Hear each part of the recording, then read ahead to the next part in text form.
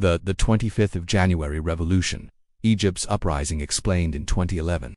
A wave of revolution swept across the Arab world. In Egypt, it took the shape of mass protests, unity, violence, and finally the fall of a regime that had ruled for 3 decades. This is the story of the 25th of January Revolution, its causes, events, outcomes, public opinion, and the challenges that came with it. Part 1. The causes. Why did Egyptians revolt? For years, pressure had been building.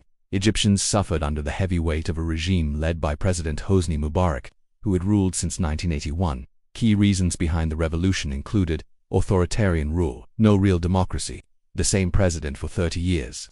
Political opposition was suppressed or banned. Police brutality.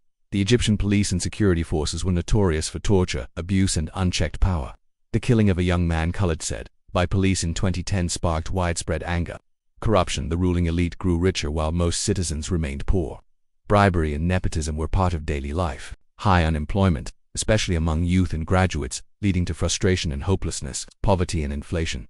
Many families struggled to afford basic needs while living costs continued to rise. Lack of freedom. Freedom of speech, press, and assembly were all restricted. Dissent was punished. Inspiration from Tunisia. After Tunisian President Ben Ali was overthrown in January 2011, Egyptians realized that change was possible. Part 2. The events. How the revolution unfolded. The 25th of January, National Police Day. What was once a day to honor the police turned into a day of defiance. Protesters filled the streets of Cairo, Alexandria, Suez, and other cities. They chanted, bread, freedom, and social justice. Peaceful at first, the protests faced violent crackdowns. The 28th of January, the Friday of anger. After Friday prayers, millions marched across the country. Clashes erupted. Police stations were burned. The internet and mobile networks were shut down. The police withdrew. The military was deployed. Tahrir Square, the heart of the revolution. For 18 days, protesters occupied Tahrir Square in downtown Cairo. They built tents, formed human chains to protect each other, chanted "The people want the fall of the regime." Muslims and Christians stood side by side, young and old, men and women. It became more than a protest. It became a symbol of unity and resistance. February 1st, Mubarak speaks. He promised reforms and said he would not run for re-election.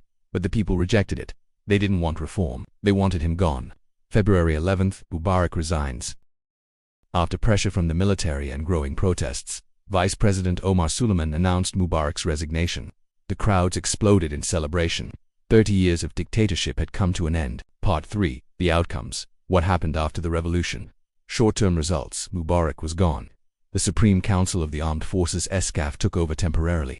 Political prisoners were released. New elections were promised. 2012, Egypt's first democratic elections. Mohamed Morsi, a candidate from the Muslim Brotherhood, won the presidency. For the first time, Egypt had a civilian president elected by the people. But the problems returned. Morsi's rule became controversial. Accusations of authoritarianism, mismanagement, and ignoring the demands of the revolution arose.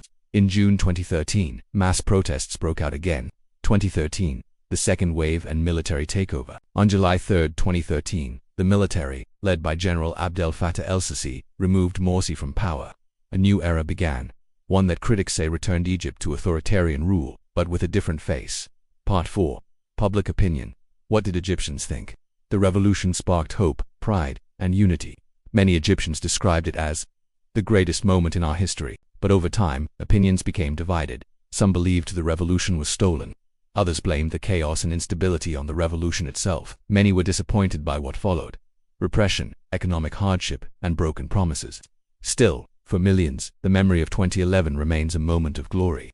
Part 5. The challenges and problems during the revolution. While the revolution inspired the world, it wasn't without challenges. Violence. Over 800 people were killed and thousands injured. Looting and chaos. After the police withdrew, some areas saw crime and lawlessness. Lack of leadership. The revolution had no single leader or clear plan for what came next. Deep political divisions between liberals, Islamists, nationalists, and others. Foreign interference and media wars. Misinformation spread fast. Military control. Despite promises of transition, the military maintained significant power. Conclusion. What does the 25th of January revolution mean today?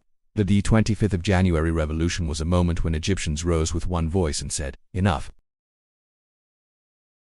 They toppled a dictator. They demanded dignity. They inspired millions across the region. But revolutions are not just about changing leaders. They're about changing systems, and that takes time. The road after the revolution has been long, painful, and full of questions.